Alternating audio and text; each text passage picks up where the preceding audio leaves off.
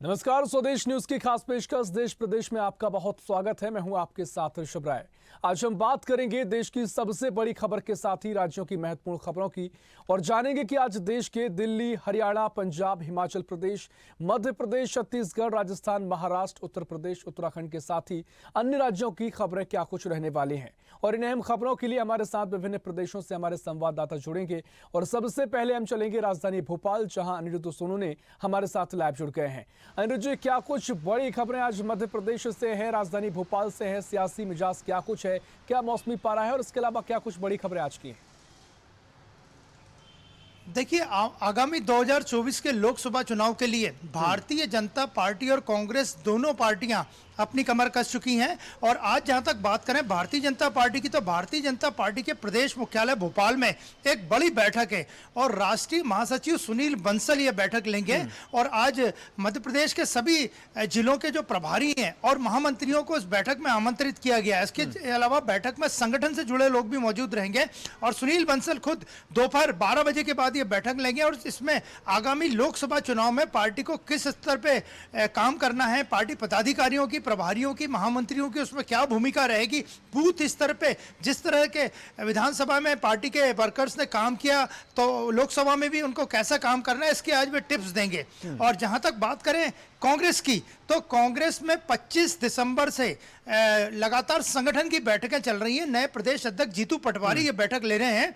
25 दिसंबर को क्रिसमस के दिन भी कांग्रेस ने मध्य प्रदेश कांग्रेस कमेटी में महिला मोर्चे की और महिला प्रभारियों की, महिला पदाधिकारियों की बैठक ली। और आज इसी कड़ी में बैठक का आखिरी दिन है। कल कुंवर भंवर जितेंद्र सिंह जो मध्य प्रदेश के नए प्रभारी हैं, उन्हें सुरजेवाला की जगह प्रभारी बनाया गया। वे खुद यहाँ मौजूद थे। उनकी मौजूदगी में ही उन्होंने ही घोषणा की कि प्रदेश कार्यकारिणी जो मध्य प्रदेश कांग्रेस कमेटी की है उसे भंग किया जाता है, लेकिन जिलों की इकाइयां मौजूद रहेंगी। तो आज विभागों की और प्रकोष्ठों की बैठक है जो इसमें जीतू पटवारी खुद मौजूद रहेंगे और संगठन के जुड़े लोग भी मौजूद रहेंगे। दिग्विजय सिंह की भी संभावना है कि वे बैठक में मौजूद रहेंगे। और अब पार्टी भी, कांग्रेस पार्टी भी आगामी 2024 के चुनाव के लोकसभा की तैयारियों में लगी है और इसी कारण जीतू पटवारी का सबसे बड़ा फोकस है कि संगठन को मजबूत किया जाए, क्योंकि पिछले लगभग 20 सालों में भारतीय जनता पार्टी की सरकार रही है। केवल 14-15 महीने कांग्रेस की सरकार रही है जिसमें कमलनाथ मुख्यमंत्री थे। उस वक्त भी कांग्रेस का संगठन उस मजबूती से काम नहीं कर पाया। हालांकि पार्टी 2018 में जीती थी। तो जीतू पटवारी जो प्रदेश अध्यक्ष है मध्य प्रदेश के, उनका पूरा फोकस है कि कांग्रेस के संगठन को मजबूत करना। इसी कड़ी में आज बैठक है। और जहां तक बात करें हम भोपाल शहर की, तो कल एक मुख्यमंत्री डॉक्टर मोहन यादव की सरकार ने बड़ा फैसला लिया है। बीआरटीएस को हटाने का फैसला लिया गया है। बीआरटीएस के बारे में आपको बता दें कि महापौर और कुछ लोगों ने इसकी शिकायत की थी। पहले भी जनता के द्वारा शिकायतें हुई थी जाम लगने की। उसके बाद मोहन यादव सरकार ने यह फैसला लिया है कि बीआरटीएस कॉरिडोर जो भोपाल में लगभग बैरागढ़ से लेकर मिसरौद तक 24 किलोमीटर लंबा कॉरिडोर है, इसे हटाया जाएगा। और 2011 में बीआरटीएस कॉरिडोर बनाया गया था, बस रैपिड ट्रांजिट सिस्टम इसका पूरा नाम है। और 360 करोड़ रुपए इसकी लागत आई थी। लेकिन अब ये जनता सवाल खड़े कर रही है कि जब 360 करोड़ का प्रोजेक्ट, और समय समय पे इसमें मेंटेनेंस में भी खर्च किया गया सरकार ने, 360 करोड़ से ज्यादा का प्रोजेक्ट बनाया, तो अब इसे हटाने में कितना खर्चा आएगा? क्योंकि ये जनता का पैसा है, जनता के टैक्स के पैसे से बीआरटीएस कॉरिडोर बनाया गया था। अगर ये सफल नहीं हो पाया तो इसके लिए कौन जिम्मेदार है? शिवराज सिंह चौहान उस वक्त मुख्यमंत्री थे 2011 में जब ये कॉरिडोर बनाया गया था। उस वक्त के अधिकारियों से जवाब तलब किया जाना चाहिए। ये आम जनता का रिएक्शन है कि इसे हटाने में जो खर्चा आएगा उसको वो सारा खर्चा कैसे सरकार उठाएगी? और ये जनता का पैसा है तो सरकार को इस पे जवाब देना चाहिए। और जहां तक मौसम की बात करें तो मौसम विभाग ने आज 35 जिलों में मध्य प्रदेश के कोहरे का फॉग का अलर्ट जारी किया है और विजिबिलिटी 50 से 500 मीटर तक की बताई है। तो विजिबिलिटी काफी कम होने से, हालांकि कोई बड़ा रोड एक्सीडेंट तो नहीं हुआ है, लेकिन वाहन चालकों को यातायात पुलिस विभाग ने भी एडवाइजरी जारी की है कि वाहन खासकर फॉग के समय, कोहरे के समय धीरे और नियंत्रित गति से चलाएं। निश्चित तौर पर ये महत्वपूर्ण खबरें थी, मौसम की जानकारी हो, इसके अलावा आपने सियासी बैठकों की जानकारी भी दी। लेकिन महत्वपूर्ण खबर का आपने जिक्र किया कि बीआरटीएस को लेकर जिस तरीके से 2011 में निर्माण हुआ और अब सफल ना होने के चलते इसको कहें कि रोड को शायद मिटाने की जो भी कवायद अब शुरू होगी, लेकिन जिस तरीके से पूरा प्रोजेक्ट रहा, जो दर्शक अभी ये खबर देख रहे हैं, सुन रहे हैं, उनको निश्चित तौर पर ये जानकारी भी होनी चाहिए कि जिस रोड पर भोपाल की सड़कों पर आप चलते हैं, जो बीच की सड़क रेड बस के लिए छोड़ी जाती है, उस जो प्रोजेक्ट का पूरा जिसमें 360 करोड़ रुपए खर्च हुए थे, वो प्रोजेक्ट अब सफल नहीं हो पाया है, जिसके चलते अब इसको लेकर इसका कहे कि नए सिरे से कार्य शुरू होगा। लेकिन अब इसको लेकर तमाम जो लोगों में सवाल होंगे, क्या पहले से प्लानिंग नहीं की गई थी, उसके चलते ये सफल नहीं हो पाया, या फिर इसकी कुछ और वजह हो सकती है, क्या सिर्फ इसको कुछ और तरीके से भी इसको यूज किया जा सकता है, ऐसे तमाम सवाल होंगे नीरज जी। जी बिल्कुल, कल जैसे ही डॉक्टर मोहन यादव की कैबिनेट ने ये फैसला लिया कि मध्य प्रदेश भोपाल से जो मध्य प्रदेश की राजधानी है बीआरटीएस कॉरिडोर हटाया जाएगा, उसी वक्त से आम जनता की प्रतिक्रिया थी। हमने कुछ लोगों के रिएक्शन भी लिए, उनका यही कहना था कि 360 जैसी भारी भरकम रकम का प्रोजेक्ट था ये, और लगभग 13 साल 2011 में ये प्रोजेक्ट लागू किया गया था भोपाल में, और भोपाल के साथ दूसरे शहरों में भी लागू किया गया था, जिसमें इंदौर प्रमुख था। तो भोपाल में जो बीआरटीएस कॉरिडोर था, उसे 13 साल में उस पर मेंटेनेंस में भी करोड़ों रुपए खर्च किए गए, और अब जब बीआरटीएस कॉरिडोर तोड़ा जाएगा, जो मिसरोद से लेके बैरागढ़ तक है, लगभग 24 किलोमीटर का यह कॉरिडोर है, जिसमें कई जगह पे बसों के लिए स्थान बने गए। और हम कल की ही बात करें तो जो एमपी नगर चौराहे से मिसरोद तक बसें जा रही हैं, वो बीआरटीएस कॉरिडोर की जो बीच की लेन है उसमें से नहीं जाती हैं, वो साइड की लेन से ही जाती हैं, और अभी तक ये कॉरिडोर कंप्लीट नहीं हो पाया। वहां पे मेट्रो का प्रोजेक्ट भी चल रहा है। तो अब सरकार को जवाब देना होगा, भले ही से वो डॉक्टर मोहन यादव की सरकार हो या 2011 में जो शिवराज सिंह चौहान की सरकार ने 360 करोड़ रुपए खर्च किए थे।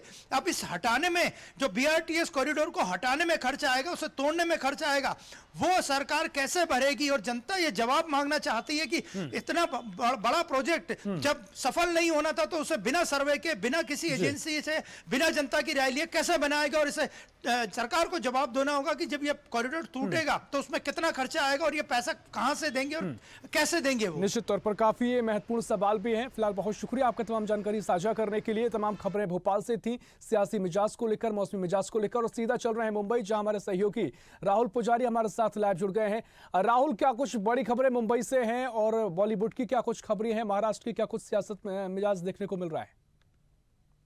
ये सब बहुत बड़ी खबर जो आ रही है, कल मुंबई को दहलाने में ये खबर आई थी, मुंबई कल दहल जाती, लेकिन कल आरबीआई और एचडीएफसी बैंक को उड़ाने की खबर आई। आरबीआई की कल 11 बजे मेल आता है, पूरा बात आपको बताता हूँ, 11 बजे मेल आता है, और वहाँ 11 जगह मुंबई को उड़ाने का, मुंबई से बम ब्लास्ट कर दिया जाएगा। और आरबीआई के जो अधिकारी है वो बता रहे हैं, जब मेल 11 बजे आता है तो पूरे सतर्क हो जाती है मुंबई, और अलर्ट पे रख दिया जाता है मुंबई को, जैसे प्रशासन को पता लगता है। और ये तार कहीं ना कहीं दिल्ली से जोड़ा जा रहा है। दिल्ली के जो कल एम्बेसी इजराइल में जिस तरह से एक ब्लास्ट होता है उसके पास, उसको लेकर भी इससे जोड़ा जा रहा है कि शायद मुंबई को भी उड़ाने की कोई ना कोई साजिश रची है। कल जिस तरह से 26/11 की ये घटना घटी थी, कल 26 तारीख ही था, बस मंथ चेंज था, 26/12 हो गया था, लेकिन 26/11 की जो घटना थी उसको फिर से दोहराने की बात हुई थी, और उसमें मांग की गई थी, जो मेल आया 11 बजे, उसमें मांग की गई थी कि वित्त मंत्री और रिजर्व बैंक के जो गवर्नर हैं वो रिजाइन दें, वरना मुंबई के 11 जगह बम ब्लास्ट से उड़ा दिया जाएगा। ऋषभ, निश्चित तौर पर काफी ये बड़ी खबर है, लेकिन इस पूरे मामले को लेकर अब जो जांच एजेंसियां हैं, किस तरह की कार्रवाई आगे देखने को मिल रही है? क्योंकि अगर ये मामला सामने आता है तो काफी गंभीर मसला है, लोगों की सीधे लोगों से जुड़ा हुआ भी है, और वाकई में आपने जिक्र किया कि जो इजरायली दूतावास के बाहर जो फायरिंग हुई, उसको लेकर भी इसके तार जुड़े हो सकते हैं। जी, सीबीआई जांच के लिए हो गई है, और जितने भी यहाँ पे इंसिडेंट जो फोर्स है सभी जांच में जुटी हुई। जब हमारी बात हो रही थी अभी तक कोई इनपुट निकल के नहीं आया, लेकिन पूरी तरह से और लोगों से पूछताछ की जा रही है इस ईमेल के बारे में। ईमेल आया कहाँ से, ये 11 बजे जब आया, किस आईपी एड्रेस से आया और किस जगह से आया, ये सब पता जांच का विषय है, और जांच कर रही है। और जांच जैसे ही पता लगता है, हम लोग को पता लगता है, तो हम अब जनता और स्वदेश के दर्शकों को बताएंगे। दूसरी जो बड़ी खबर जो आ रही है वो नौसेना से आ रही है। कल रक्षा मंत्री राजनाथ सिंह यहाँ मुंबई आए थे, उन्होंने नौसेना को एक और शक्ति प्रदान कर दी। जिस तरह से समुद्री इलाकों में आजकल ड्रोन से हमला हो रहा है, वहां पे आईएनएस इम्फाल को कल शामिल किया गया, और आईएनएस इम्फाल के शामिल होते ही नौसेना की शक्ति और बढ़ गई। और जिसने 32 मिसाइल से लैस आईएनएस इम्फाल को जब क्या नाम है रक्षा मंत्री ने दिया और बोला कि समुद्री ताकत और भी बढ़ सकती है, और जिस तरह से 2-3 दिन पहले जो हमला हुए थे ड्रोन से हमारे नौसेना पे, उसको देखते हुए उन्होंने बोला, कल एक बात बोली, जो भी हमला किया उसको पाताल से निकाल के मारा जाएगा, और नौसेना इम्फाल इसमें बहुत कारगर रहेगी और नौसेना की बहुत बड़ी शक्ति बढ़ गई। कल एकनाथ शिंदे भी मौजूद रहे मुंबई के नौसेना के, जब नौसेना आईएनएस इम्फाल को जब नौसेना को सौंपा जा रहा था। निश्चित तौर पर काफी देश के लिए गर्व की बात है और मजबूती भी हमारी सेना को मिलेगी, नौसेना को मिलेगी, जल सेना को मिलेगी। तमाम ये महत्वपूर्ण खबरें रही, इनको लेकर हमारा एक दर्शक वर्ग भी जुड़ा रहता है। एक खबर और भी है, सब मैं बता दूं। आप रामलला के दर्शन करने के लिए मुंबई से डायरेक्ट अयोध्या के लिए इंडिगो की प्लेन चल रही है, जो एयरलाइंस ने अनाउंस किया है। 15 जनवरी से रामलला के दर्शन भी महाराष्ट्र के लोग भी डायरेक्ट कर सकेंगे और अयोध्या में जा सकेंगे। निश्चित तौर पर तमाम एक बड़ा दर्शक वर्ग भी हमारे साथ ऐसा जुड़ा है जो बॉलीवुड की खबरों की अपडेट भी चाहता है, उसको लेकर क्या कुछ अपडेट है? ये बॉलीवुड की खबर की बात करें तो ऋतिक रोशन और दीपिका पादुकोण की फाइटर आने वाली 26 तारीख को रिलीज होने वाली है, और उसके 2 गाने सोशल मीडिया पे काफी फेमस हो गए और कल पोस्टर भी रिलीज कर दिए गए, और डंकी 100 करोड़ के क्लब में पहुंच चुकी है, और उसी के साला साल जो प्रभात की पिक्चर है वो 200 करोड़ के क्लब में पहुंच के डंकी को पिछाड़ दिए। निश्चित तौर पर इसके अलावा कोई और अपडेट है राहुल बॉलीवुड को लेकर? एक बॉलीवुड से एक बहुत बड़ी खबर जो आ रही है मानव तस्करी को लेकर, जो दुबई से फ्रांस गई थी, जो प्लेन जो पकड़ी गई थी, वो कल मुंबई एयरपोर्ट पे वापस आ गई 302 लोगों को लेके, और मुंबई तस्करी का मानव तस्करी का मामला था। कल जब एयरपोर्ट पे जब हम लोग उनसे पूछ रहे थे, जो लौट के आए थे जो यात्री, वो कुछ भी बताने के लिए तैयार नहीं थे कि क्यों गए थे, किस लिए गए थे, मानव तस्करी जो हुआ था।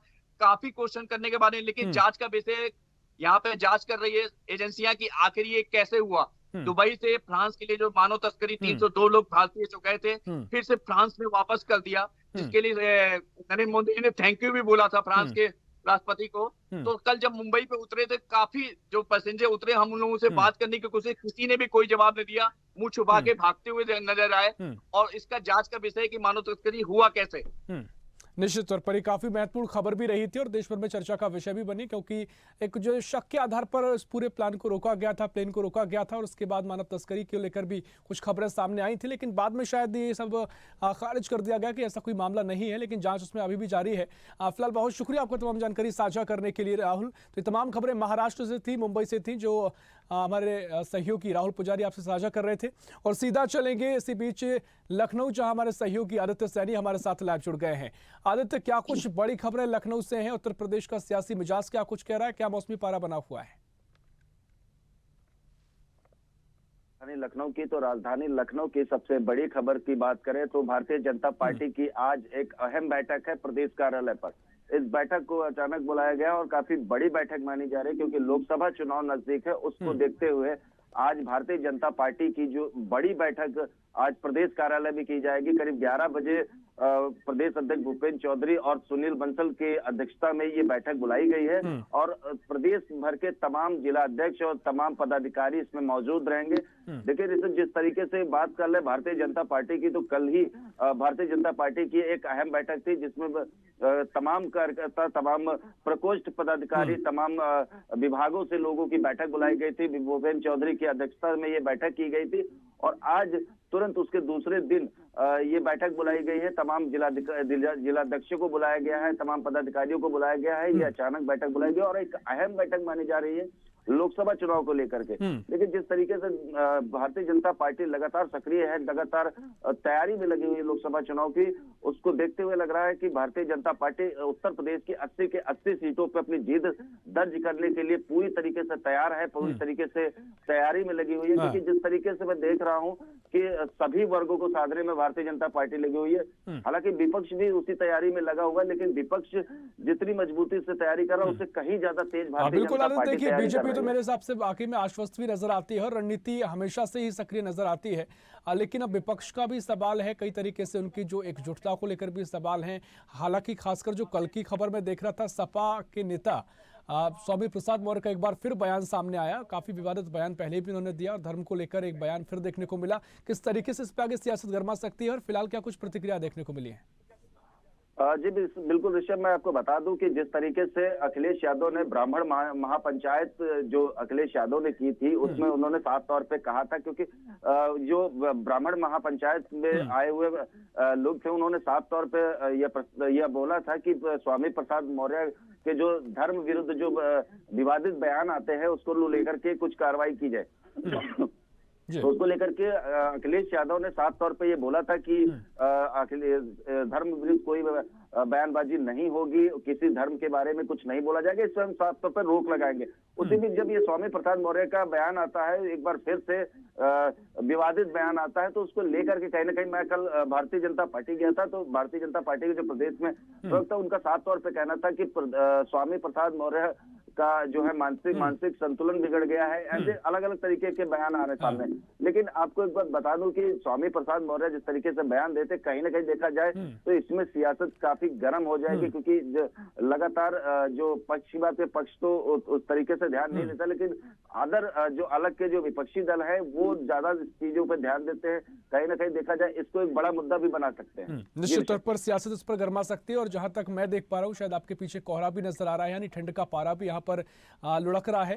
फिलहाल बहुत शुक्रिया आपका तमाम जानकारी साझा करने के लिए। और इसी बीच सीधा चलेंगे रायपुर, जहां हमारे सहयोगी शशिकांत साहू हमारे साथ लाइव जुड़ गए हैं। शशिकांत, क्या कुछ बड़ी खबरें छत्तीसगढ़ से आज है, रायपुर से? क्या कुछ सियासी मिजाज है? इसके अलावा मौसमी पारा क्या कुछ कह रहा है? और इसके अलावा कोई और बड़ी खबर है, उसका भी अपडेट दीजिए। बिल्कुल ऋषभ, देखिए बात की जाए तो आज मुख्यमंत्री विष्णुदेव साय जो है आज से 2 दिवसीय दौरे पर रहेंगे। आज से वे जो है रायगढ़ और जसपुर प्रवास पर चले जाएंगे। आज करीब दोपहर 1 बजे भी रायगढ़ के लिए रवाना हो जाएंगे। मुख्यमंत्री रायगढ़ में रोड शो करेंगे और वहां जनप्रतिनिधियों से मुलाकात करेंगे, वहां के जो पत्रकार है उनसे मुलाकात करेंगे। ऐसा यह पहला मौका होगा जब मुख्यमंत्री बनने के बाद मुख्यमंत्री विष्णुदेव साय जो है किसी जिले के प्रवास पर जा रहे हैं और वहां रात्रि विश्राम करेंगे। तो निश्चित तौर से आज विष्णुदेव साय जो है कहीं न कहीं बड़े रोड शो लेकर जो है आभार जनता का व्यक्त करेंगे, जिस तरह से उनकी सरकार में वापसी हुई है। तो निश्चित तौर से इसके अलावा जो है जसपुर में भी सौरभ सागर महाराज द्वार का जो है लोकार्पण भी करेंगे। इसके अलावा जसपुर माटी अटल सुशासन समारोह का भी आयोजन वहां होना है। तो इस तरह से 2 दिवसीय दौरे पर मुख्यमंत्री विष्णुदेव साय रहेंगे। वहां जो है मुलाकात लोगों से, जनप्रतिनिधियों से करेंगे और आभार व्यक्त करेंगे। वही महादेव बेटिंग ऐप की बात की जाए तो महादेव बेटिंग ऐप को बड़ा एक्शन जो है लिया गया है। दुबई के बेटिंग ऐप में मास्टरमाइंड और प्रमोटर रहे सौरभ चंद्राकर को नजरबंद कर दिया गया है। उन्हें जो है भारत लाने की कार्यवाही भी की जा रही है, उन्हें जल्द भारत लाया भी जा सकता है। साथ ही जो है इसके अलावा कई बड़े खुलासे उस महादेव ऐप में किया जा सकता है, चूंकि सौरभ चंद्राकर लगातार जो है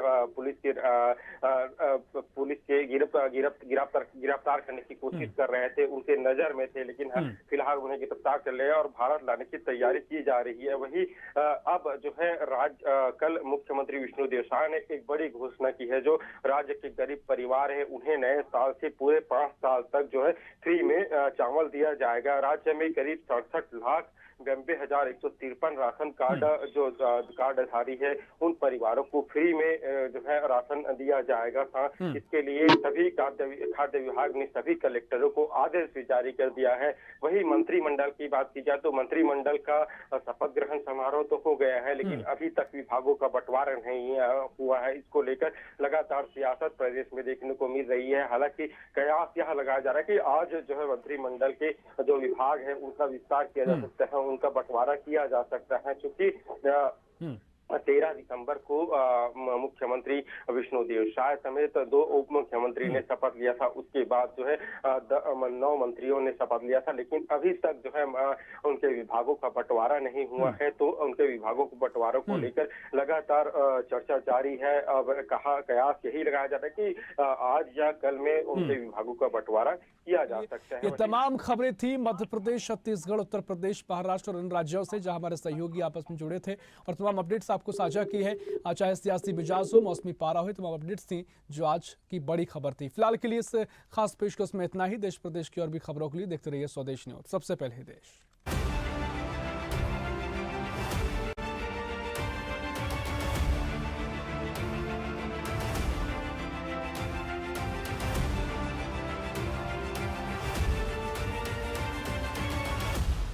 ऐसी ही खबरों के लिए हमें लाइक करें, शेयर करें, फॉलो करें और यूट्यूब पर सब्सक्राइब करें और बेल आइकन दबाना ना भूलें। साथ ही ताजा अपडेट्स के लिए हमारी वेबसाइट स्वदेशलाइव.com पर जरूर जाएं।